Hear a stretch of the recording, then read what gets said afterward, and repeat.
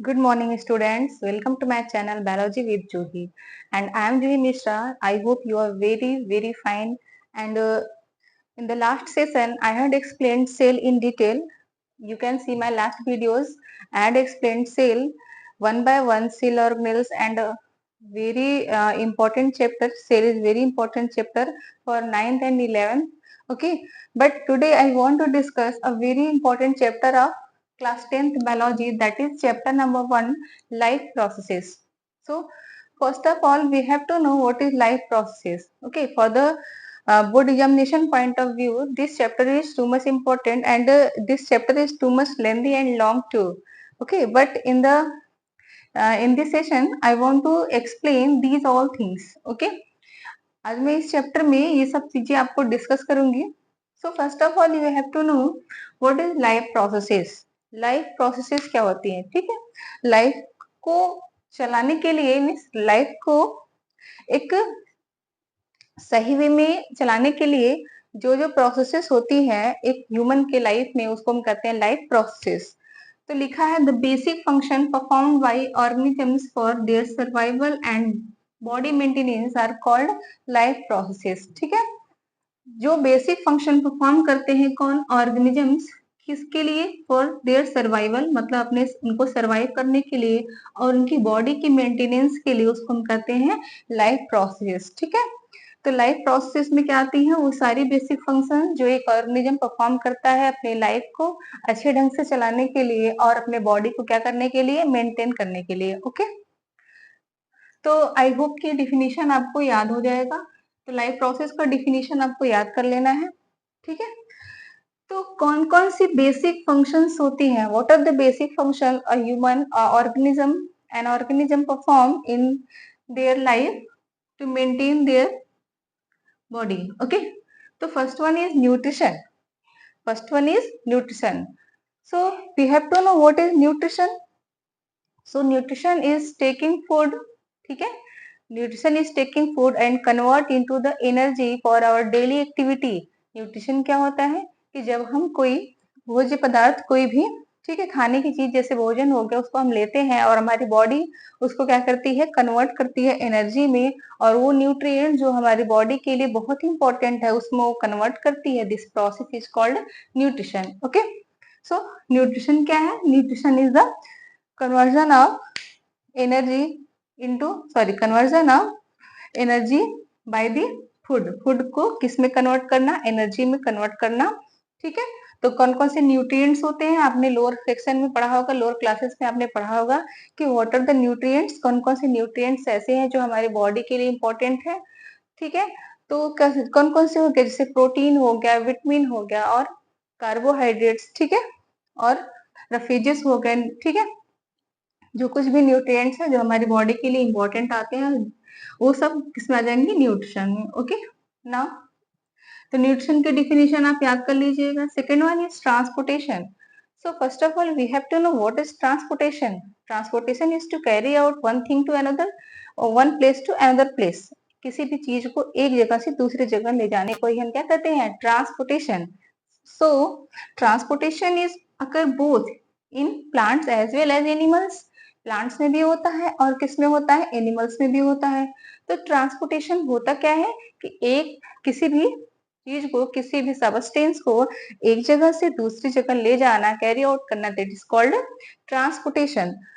Transportation से ही related एक और वर्ड है जिसको कहते हैं translocation. So first, translocation and transportation में क्या डिफरेंस है? What is the difference between transportation and translocation? अगर हम कोई लिक्विड मटेरियल जैसे वाटर हो गया, उसको हम एक जगह से दूसरी जगह पे कैरी आउट करते हैं, ले जाते हैं, that is called transportation. But अगर कोई चीज बल्क फॉर्म में है, कोई चीज ज्यादा अमाउंट में है, जैसे कोई सॉलिड फॉर्म में है, जैसे फूड हो गया, ठीक है, फ्लो फूड. अभी फूड किसका? फूड. जैसे अगर प्लांट की बात करें तो प्लांट में फूड क्या है उनका? प्लांट का फूड क्या है? जितने भी ऑर्गेनिक मैटर, जैसे ग्लूकोज हो गया. ठीक है, तो ग्लूकोज को जो फ्लोएम होता है वो एक जगह से दूसरी जगह पे ट्रांसफर करता है. लीफ में क्या बनती है? ट्रांसफर होता है. लीफ में क्या होता है? भोजन का प्रिपरेशन होता है, फूड बनता है. उनका फूड क्या है? स्टार्च. ठीक है, स्टार्च हो गया. तो ये क्या करते हैं? ग्लूकोज के फॉर्म में एक जगह से दूसरी जगह पे क्या करते हैं? ट्रांसलोकेट करते हैं. सो ट्रांसलोकेशन में क्या होता है, कोई भी चीज बल्क फॉर्म में होती है, सॉलिड फॉर्म में होती है, जब वो एक जगह से कहाँ जाती है, दूसरी जगह पे जाती है, तो वो कहते हैं ट्रांसलोकेशन। बट ट्रांसपोर्टेशन में क्या होता है, ट्रांसपोर्टेशन में जैसे लिक्विड सबस्टेंस, जैसे ह्यूमन की अगर हम बात करें, तो ह्यूमन में ट्रांसपोर्टेशन में कौन आता है, ह्यूमन में क्या ट्रांसपोर्ट होती है, ह्यूमन में ट्रांसपोर्ट होती है जैसे blood. Okay, so blood is transport by the blood vessels. Blood vessels में क्या होता है, ब्लड का ट्रांसपोर्टेशन होता है एक सेल से दूसरी जगह पे, एक सेल से दूसरी सेल को क्या होता है, ट्रांसफर होता है। जैसे हमारे कहाँ पे, सबसे पहले हार्ट, ठीक है, हार्ट में क्या है, कहाँ से ब्लड आता है, कहाँ से ट्रांसपोर्ट होके आता है, हमारे ब्लड वेसल्स से जो सेल्स होती हैं वो क्या करती हैं कि जो ब्लड होता है, ब्लड को कहाँ ले जाती है, हार्ट में, और हार्ट से ब्लड जो होता है वो प्योर होने के लिए कहाँ पे जाता है, लंग्स में। ठीक है, तो लंग्स में ब्लड जो होता है वो क्या होता है, प्योर होता है। आफ्टर ऑल जब ये प्योर हो जाता है तो वापस से कहाँ पे आता है, हार्ट में आता है। हार्ट से जो भी बॉडी ऑर्गन्स होते हैं, बॉडी सेल्स होते हैं, उनको डिस्ट्रीब्यूट हो जाता है by the vessels. So in the human and plant both, human में भी ट्रांसपोर्टेशन होता है और किसमें होता है, प्लांट्स में भी होता है। ह्यूमन में कौन करता है, ब्लड वेसल्स करती हैं। प्लांट्स में कौन करता है, प्लांट्स में जैसे जाइलम हो गया और फ्लोएम हो गया। जाइलम का काम क्या होता है, जाइलम जो होता है वो जाइलम जफर, जाइलम जफर जल। तो जाइलम क्या करता है, वाटर और ऑर्गेनिक वाटर का ट्रांसपोर्ट करता है, वाटर एंड मिनरल्स का ट्रांसपोर्टेशन करता है, while the phloem transport food. ठीक है, F for phloem, F for food, phloem food. Phloem क्या क्या ट्रांसलोकेट करेगा, फूड। जाइलम क्या ट्रांसपोर्ट करेगा, वाटर। ठीक है, तो इस तरह से आप ट्रांसपोर्टेशन को याद रखेंगे। तो ट्रांसपोर्टेशन को हम डिटेल में समझेंगे अभी आगे। Next one is metabolism. So what is metabolism. Metabolism में जैसे हम कोई भोजन लेते हैं तो क्या होता है, जैसे हमने भोजन कॉम्प्लेक्स फॉर्म में लिया, तो कॉम्प्लेक्स फॉर्म में भोजन हम लेते हैं तो ये हमारे बॉडी ऑर्गन्स जो होते हैं, डाइजेस्टिव ऑर्गन्स क्या करते हैं, उसको डाइजेस्ट करते हैं। ठीक है, आफ्टर ऑल वो सेल में जाती है, ग्लूकोज जो होता है वो डाइजेस्ट होगा। ठीक है, किसमें, water and sorry yes, carbon dioxide and water, इसमें क्या होगा, ये कन्वर्ट होगा, प्लस एनर्जी रिलीज होगी। वो एनर्जी क्या होती है, हमारे डेली एक्टिविटी के लिए इंपॉर्टेंट होती है। तो ये सारे प्रोसेसेस एक वे के थ्रू जाती हैं, दैट इज कॉल्ड मेटाबॉलिज्म। ठीक, मेटाबॉलिज्म में क्या होता है कि जब भी हम कॉम्प्लेक्स फूड मटेरियल्स लेते हैं, उसको सिंपलर फॉर्म में डाइजेस्ट किया जाता है, और उसके बाद उससे जो एनर्जी मिलती है, वो एनर्जी हमें डेली एक्टिविटी के लिए क्या होती है, इंपॉर्टेंट होती है। ठीक है, तो मेटाबॉलिज्म एक पाथवे होता है, एक वे होता है, जिसके थ्रू एक केमिकल रिएक्शन होता है, जिसके थ्रू जो हमारा फूड मटेरियल होता है वो डाइजेस्ट होकर हमें क्या प्रोवाइड करता है, एनर्जी। ठीक है, नाउ द रिस्पिरेशन। तो हमने क्या क्या पढ़ लिया, nutrition, transportation, metabolism and now the respiration. तो न्यूट्रिशन क्या होता है कि फूड से क्या लेना, फूड को क्या करना, कन्वर्ट करना किसमें, एनर्जी में। ठीक है, ट्रांसपोर्टेशन क्या होता है, to carry out one thing to one place to another place. Metabolism क्या होता है, मेटाबॉलिज्म भी क्या होता है कि कॉम्प्लेक्स फूड मटेरियल को सिंपलर फॉर्म में ब्रेक डाउन करना, और एक केमिकल रिएक्शन होता है जिससे क्या होता है, ब्रेक डाउन होता है। वो केमिकल रिएक्शन ही क्या कहलाता है, जिससे मेटाबॉलिज्म। ठीक, now the respiration. What is respiration, respiration means क्या होता है कि ऑक्सीडेशन ऑफ फूड। ठीक है, फूड को ऑक्सीडेशन करना, और with the help of oxygen, oxygen को क्या करते हैं हम देखिए, रिस्पिरेशन में दो चीजें होती हैं, एक होती है क्या, ब्रीदिंग। ब्रीदिंग किस में आ जाता है, रिस्पिरेशन में आता है। तो ब्रीदिंग जो एक छोटा सा टर्म है जो कि रिस्पिरेशन में ही आ जाता है। ठीक है, तो जैसे हमारा जो भोजन है एज ए फ्यूल काम करता है। ठीक है, एज ए फ्यूल काम कब करेगा, जब वो क्या हो जाएगा, डाइजेस्ट कर जाएगा। डाइजेस्ट होने के बाद हमें एक फ्यूल की तरह, एक जैसे जो भी हम दिन भर एक्टिविटी कर रहे हैं उसमें वो एज ए फ्यूल वर्क करता है। तो भोजन को डाइजेस्ट होने के लिए क्या चाहिए होता है, कोई भी, जैसे ग्लूकोज हो गया, तो ग्लूकोज तो कैसे ब्रेक डाउन होगा, जब तक उसको ऑक्सीजन नहीं मिलेगा तो ब्रेक डाउन नहीं होगा। तो ऑक्सीजन जो होता है ये कहाँ से आएगी, जब हम क्या करेंगे, ब्रीदिंग करेंगे। ठीक है, जब हम ब्रीदिंग करते हैं तो जब हम इनहेल करते हैं तो हमारे अंदर क्या आती है, ऑक्सीजन। जब हम एक्सहेल करते हैं तो हमारे बाहर क्या जाती है, कार्बन डाइऑक्साइड। इनहेल मीन्स क्या होता है, तो रिसीव ऑक्सीजन, जब हम अपने अंदर ठीक है? नोज़ से या फिर माउथ से जब हम ऑक्सीजन को अंदर लेते हैं दैट इज़ कॉल्ड इनहेल।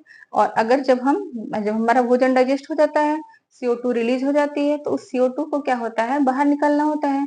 तो लंग्स में CO2 आती है, तो ब्लड के थ्रू तो CO2 को क्या करते हैं बाहर निकालते हैं। This process is called exhale. तो इनहेल एंड एक्सहेल, एक्सहेल या फिर कह सकते हैं exchange of gases it is called breathing. ठीक है? तो ब्रीदिंग किसमें आता है? रिस्पिरेशन में। Respiration is very important process. Without the respiration anyone can't alive. कोई भी आदमी, कोई भी ऑर्गेनिज्म वो जिंदा नहीं रह सकता जब तक कि वो क्या नहीं करेगा? रिस्पिरेशन। कभी आप ट्राई करिए कितने देर तक आप सांस छोड़ सकते हैं। ठीक है? बिना सांस लिए आप रह सकते हैं? नहीं।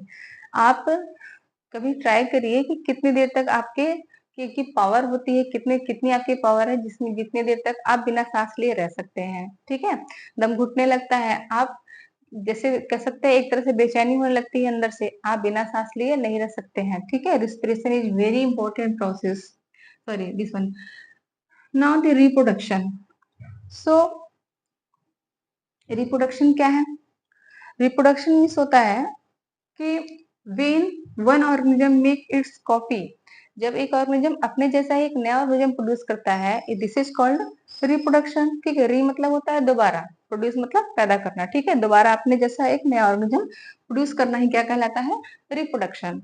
जैसे अगर हम ह्यूमन की बात करें तो ह्यूमन में क्या होता है, जो मेल फीमेल गैमेट होती है दैट इज ये क्या करते हैं? फ्यूज करते हैं। फ्यूज करने के बाद जाइगोट बनाते हैं। तो जाइगोट से क्या होता है? धीरे धीरे एक नया ऑर्गेनिज्म तैयार होता है। तो but this organism is not same exact copy of the their parents. अब वो जो ऑर्गेनिज्म बना हुआ है, उनका जो बेबी है that is not exact copy of their parents. तो ये क्यों होता है? और कभी कभी ऐसा होता है कि कुछ जो लोअर ऑर्गेनिजम्स होते हैं वो क्या करते हैं कि अपनी एक नई कॉपी बनाते हैं, but this is like clone. वो क्या होता है? वो अपने पेरेंट्स से बिल्कुल ज्यादा मैच करता है, मतलब कह सकते हैं कि उनकी क्या होती है? एग्जैक्ट कॉपी होती है। तो according to their according to participation of parents, there are two types of reproduction. First one is sexual reproduction and second one is asexual. ठीक है?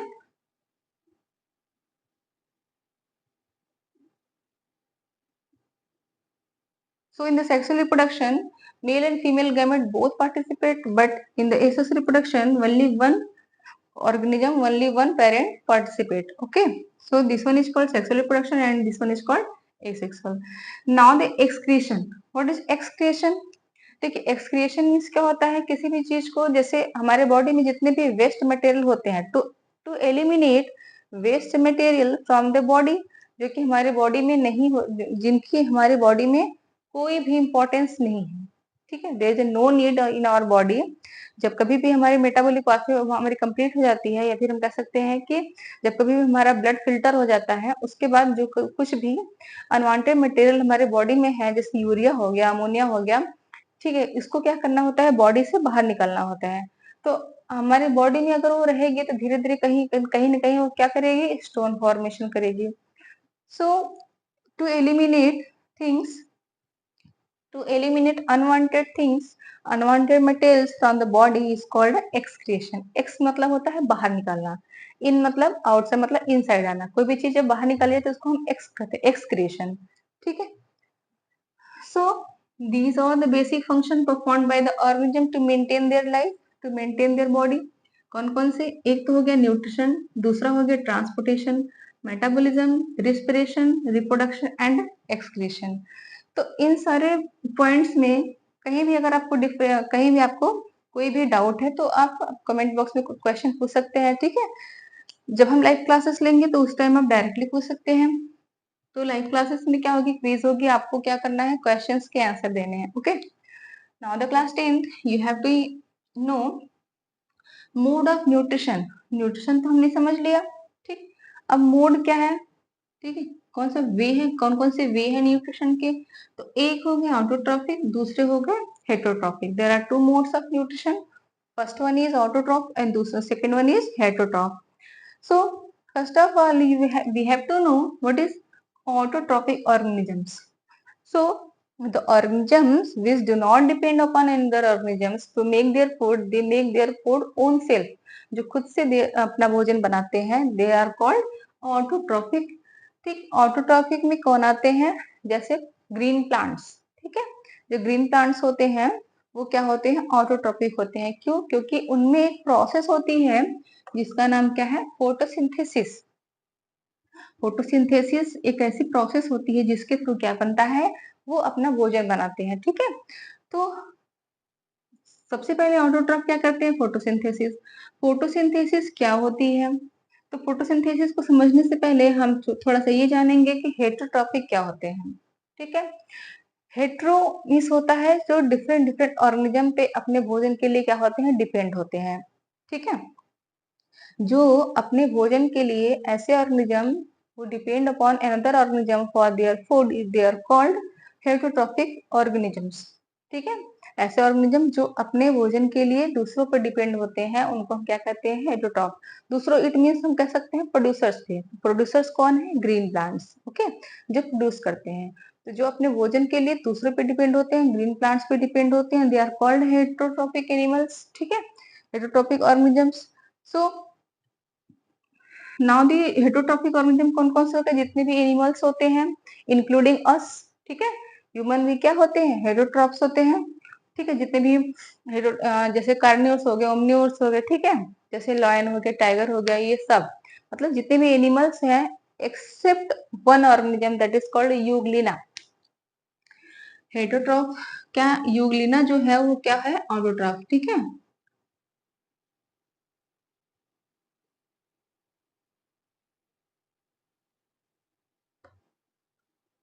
Euglena it is an organism, it is autotroph. लेकिन ये pure autotroph नहीं है। इसमें क्योंकि chlorophyll होता है इसीलिए समटाइम जब ये सनलाइट के प्रेजेंस में आता है तो ये क्या हो जाता है? Autotroph. But in the dark जब इसको सनलाइट नहीं मिलती है तो ये क्या हो जाता है? Heterotroph. So this is the connecting link between autotroph and heterotroph. तो अगर कोई पूछे, बहुत ही इंपॉर्टेंट है ये, अगर कोई पूछे कि कोई ऐसा ऑर्गेनिज्म बताइए, कोई ऐसा एनिमल बताइए जो कि ऑटोट्रॉफ भी है, तो उसको आप क्या कहेंगे? Euglena. So euglena is the connecting link between heterotroph and autotroph. Now so first of all we have to know photosynthesis. Photosynthesis क्या है? फोटो मीन्स क्या होता है? लाइट। ठीक है, लाइट से जब कोई लाइट के प्रेजेंस में जो कोई सिंथेसाइज होती है दैट इज कॉल्ड फोटोसिंथेसिस। तो एक तरह से आप कह सकते हैं कि conversion of light energy into the chemical energy. ठीक है, लाइट एनर्जी इनटू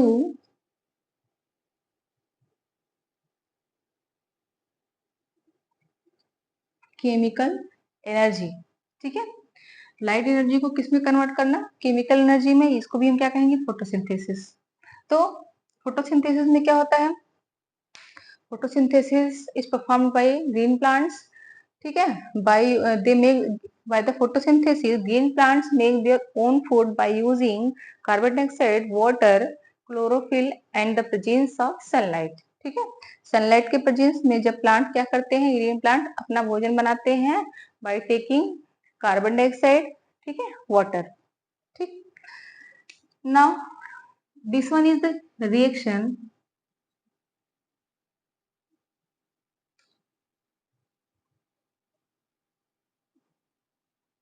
देखिए, अगर कोई पूछे कि फोटोसिंथेसिस की रिएक्शन क्या होती है तो ये रिएक्शन हमने आपको लिखा हुआ है।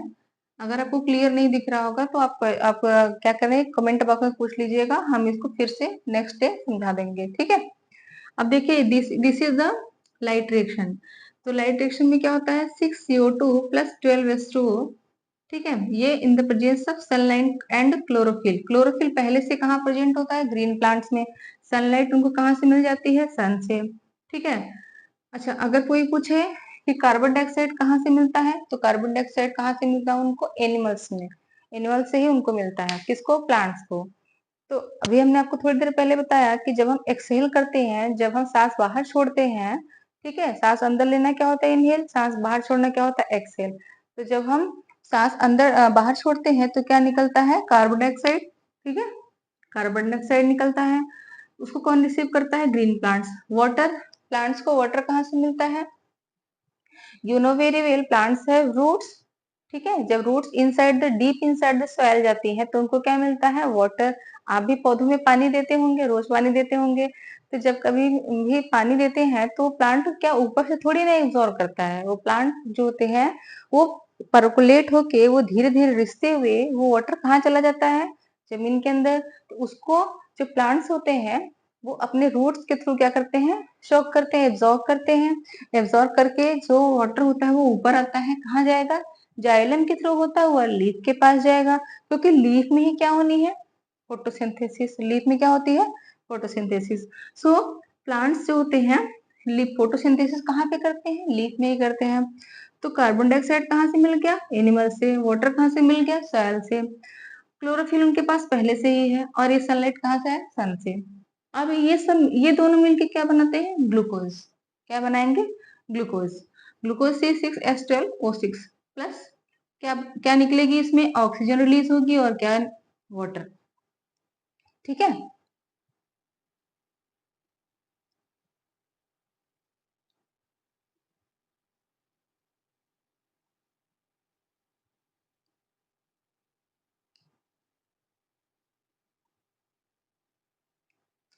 See here, now the raw material for the photosynthesis. Photosynthesis के लिए रॉ मटेरियल क्या है? तो रॉ मटेरियल में कौन कौन आता है? Carbon dioxide and water. This two are the raw material for the photosynthesis, जिससे कि फोटोसिंथेसिस आसानी से होता है। ठीक है। Site of photosynthesis. फोटोसिंथेसिस की साइट कौन सी है? फोटोसिंथेसिस में क्या क्या यूज होता है? फोटोसिंथेसिस कहाँ पे होता है? क्लोरोप्लास्ट में। क्लोरोप्लास्ट कहाँ पाया जाता है? लीफ में। ठीक है, लीफ में क्या पाया जाता है? क्लोरोप्लास्ट पाया जाता है। वहां पे पहले से क्या प्रेजेंट होती है? क्लोरोफिल। ठीक है, जिसमें क्या, जो कि किसकी साइट है? फोटोसिंथेसिस की। ठीक है। Now this one is stomata. क्या है ये?